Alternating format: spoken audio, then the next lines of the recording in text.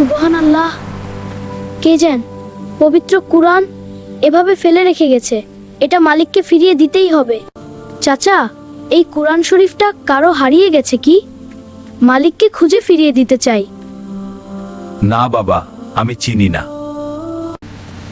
আলহামদুলিল্লাহ, এটাই আমার। বাবা, তুমি আমার জীবনের সবচেয়ে মূল্যবান জিনিস ফিরিয়ে দিয়েছ। বাবা, এই কুরআন আমার বাবার স্মৃতি। আল্লাহ তোমাকে নেক বান্দা হিসেবে কবুল করুন। বাবা, আজ তুমি কুরআনের সম্মান রক্ষা করেছ। আল্লাহ অবশ্যই তোমাকে উত্তম প্রতিদান দেবেন। যে মানুষ আল্লাহর কিতাবের সম্মান রক্ষা করে, আল্লাহ তার মর্যাদা দুনিয়া ও আখিরাতে উঁচু করে দেন।